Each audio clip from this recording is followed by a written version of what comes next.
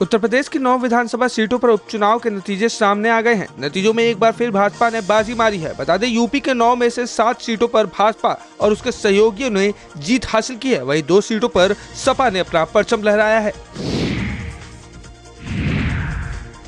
मैनपुरी की करहल विधानसभा सीट पर सपा नेता तेज प्रताप यादव को जीत मिली है। उन्होंने अपने रिश्तेदार और मुलायम सिंह यादव के दामाद भाजपा उम्मीदवार अनुजेश यादव को सिर्फ 14,702 वोटों से हराया है। तेज प्रताप यादव को जहां 1,04,207 वोट मिले, तो वहीं दूसरी तरफ भाजपा उम्मीदवार को 79,505 वोट मिले।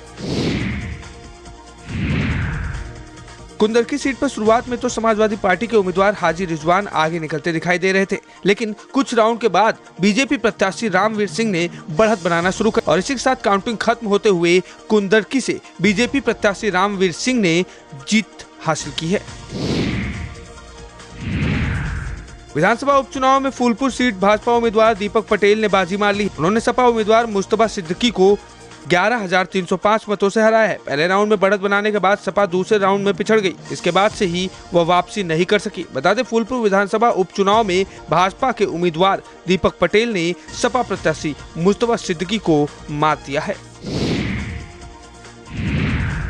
अलीगढ़ के खैर विधानसभा सीट पर भाजपा की जीत हुई है। यहाँ से भाजपा प्रत्याशी सुरेंद्र डिलेर ने 38,393 वोटों से जीत दर्ज कराई है। वहीं यहां से सपा दूसरे व बसपा तीसरे स्थान पर रही है। यहां से 2017 के विधानसभा चुनाव से ही भाजपा जीत दर्ज कराती आ रही है। ऐसे में पार्टी की इस जीत के साथ ही खैर में भाजपा ने हैट्रिक मारी है। मीरापुर विधानसभा के उपचुनाव में रालोद प्रत्याशी मिथिलेश पाल ने 30,426 वोटों के अंतर से सपा के सुंबुल राणा को हरा दिया है। मिथिलेश को 83,852 वोट मिले, जबकि सुंबुल राणा को 53,426 वोट ही मिले। मिथिलेश पाल उपचुनाव जीतकर दूसरी बार विधानसभा पहुंची हैं। इससे पहले साल 2009 में ही वह मोरना से विधायक रही हैं। कानपुर की सीसामऊ सीट पर समाजवादी पार्टी ने जीत दर्ज की है। सपा प्रत्याशी नसीम सोलंकी ने 8,629 वोटों से जीत हासिल की है। वहीं सपा को 59,666 और भाजपा को 61,037 वोट मिले। नसीम सोलंकी सपा नेता इरफान सोलंकी की पत्नी है। इरफान कई मामलों में जेल में बंद है।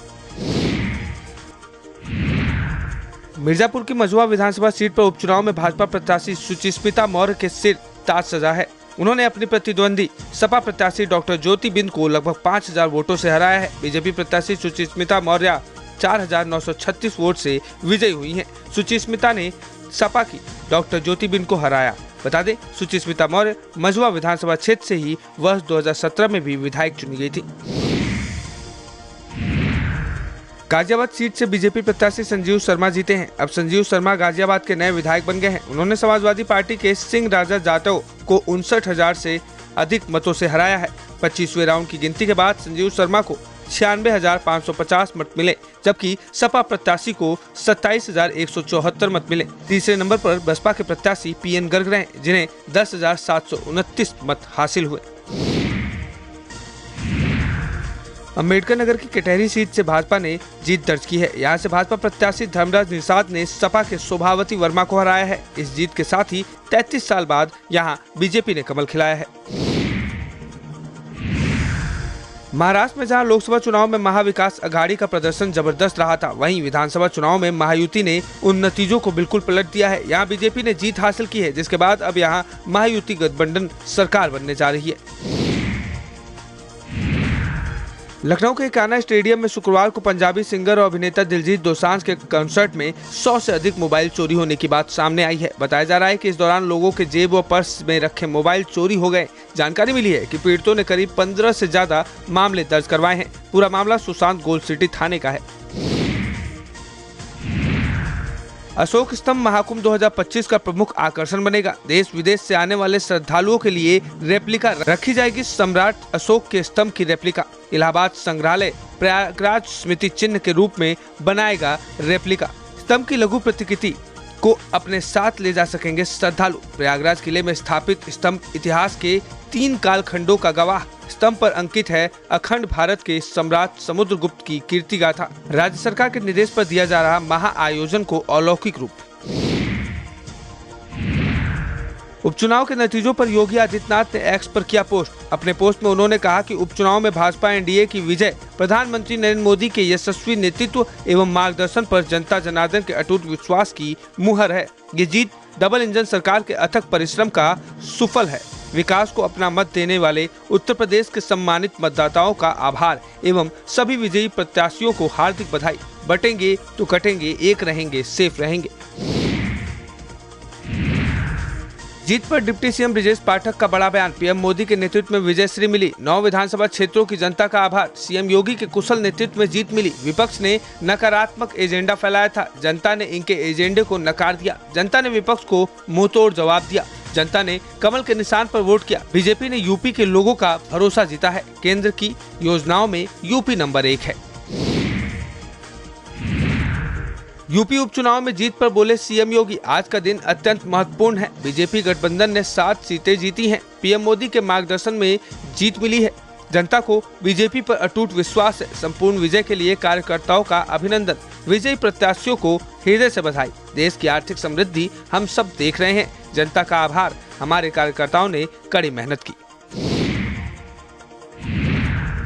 उपचुनाव के नतीजों के बाद सपा अध्यक्ष अखिलेश यादव ने एक्स पर किया पोस्ट। उपचुनाव में चुनावी राजनीति का सबसे विकृत रूप देखा। इलेक्शन को करप्शन का पर्याय बना दिया। असत्य का समय हो सकता है, लेकिन युग नहीं। अब तो असली संघर्ष शुरू हुआ है। बांधो मुट्ठी, तानो मुट्ठी और पीडीए का करो उद्घोष। अखिलेश यादव ने लिखा, जुड़ेंगे तो जीतेंगे। इनके हथकंडे तस्वीरों में कैद होकर उजागर हो चुके हैं, जिसे दुनिया से लेकर देश और उत्तर प्रदेश ने देखा है। झारखंड विधानसभा चुनाव में इंडिया गठबंधन ने बम्पर जीत हासिल की है, जहां जेएमएम और इंडिया गठबंधन की मिलीजुली सरकार बनने वाली है। एनडीए गठबंधन मात्र 17 सीट जीत पाई है। ऐसा पहली बार हुआ है जब झारखंड में कोई सरकार रिपीट हुई हो।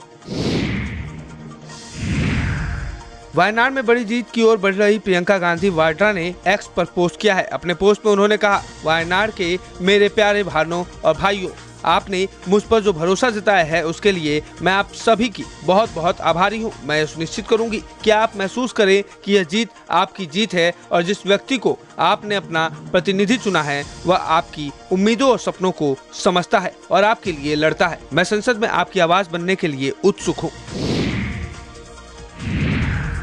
गन्ना कटौती को लेकर गन्ना क्रय केंद्र पर किसानों का हंगामा। दूसरे धर्म कांटा व ढांडा चीनी मिल के तौल केंद्र पर आरोप। 75 किलो घटौली का किसानों ने लगाया आरोप। तौल बंद कराकर उच्च अधिकारियों के आने की कर रहे हैं मांग। ग्राम पर्ची व सीट रजिस्टर नहीं भरने का भी लगाया आरोप। मिल के केन मैनेजर पर कांटा में छेड़छाड़ करने की बात आई सामने। समिति के सचिव चीनी मिल के केन मैनेजर मौके पर पहुंचे। इंस्पेक्टर का केंद्र पर तौल प्रतिबंधित करते हुए कांटा सही कराने की निर्देश दिया। ढांडा चीनी मिल के सिमरा हरदो गन्ना तौल केंद्र का मामला। केदारनाथ विधानसभा सीट के नतीजे सामने आ गए हैं। केदार घाटी की जनता से भाजपा के पक्ष में जनादेश दिया गया है। इसी के साथ हॉट सीट केदारनाथ विधानसभा में महिला प्रत्याशी की जीत का मिथक भाजपा ने दोहराया है। केदारनाथ विधानसभा उपचुनाव में भाजपा ने महिला मोर्चा की प्रदेश व पूर्व विधायक आशा नौटियाल को प्रत्याशी बनाया था। तो वर्ष 2017 के बाद वह एक बार फिर चुनावी मैदान में उतरी और जीत भी हासिल की। बीजेपी के प्रदेश अध्यक्ष भूपेंद्र सिंह चौधरी का बयान, आज हम सब लोगों के लिए बहुत आनंद देने वाला समय है। विपक्ष को आज बहुत बड़ी पराजय का सामना करना पड़ा है। नकारात्मक एजेंडे की हार हुई है। समाज को जातियों में बांटने का षड्यंत्र विफल साबित हुआ है। हमने चुनाव से पहले अपने परिवार का, अपनी सरकार का लेखा जोखा सामने रखा। प्रधानमंत्री नरेंद्र मोदी, मुख्यमंत्री योगी के प्रति जनता ने विश्वास व्यक्त किया। अयोध्या से उपचुनाव नतीजों पर बोले सपा सांसद अवधेश प्रसाद। सांसद अवधेश प्रसाद ने तीखी प्रतिक्रिया व्यक्त की। यह चुनाव लोकशाही बनाम तानाशाही का उदाहरण था। बीजेपी ने प्रशासन का दुरुपयोग किया। बाबा साहेब के संविधान की परवाह नहीं की। प्रशासन ने मतदाताओं को बूथ जाने से रोका। पुलिस ने रिवॉल्वर दिखाकर वोट डालने से डराया। लोगों को लाल पर्ची थमाकर उनका हक छीना। केंद्रीय मंत्री अनुप्रिया पटेल ने एक्स पर किया पोस्ट। चुनाव के नतीजों ने साबित किया है, झूठ फरेब भ्रम की राजनीति अस्थायी होती है। ऐसी राजनीति ज्यादा देर तक नहीं टिकती है। लोक कल्याणकारी राजनीति, सामाजिक न्याय की राजनीति स्थायी है। कुंभ को देखते हुए उत्तर रेलवे ने कई ट्रेनों में कोच बढ़ाए। प्रयागराज आने जाने वाली ट्रेनों के कोच में की बढ़ोतरी। एनआर की ओर से चलने वाली गंगा गोमती एक्सप्रेस में कोच बढ़े। इंटरसिटी, नौचंदी एक्सप्रेस सहित कई ट्रेनों के कोच बढ़ाए गए। 1 दिसंबर से मार्च तक बढ़े हुए कोच के साथ चलेंगी ट्रेनें।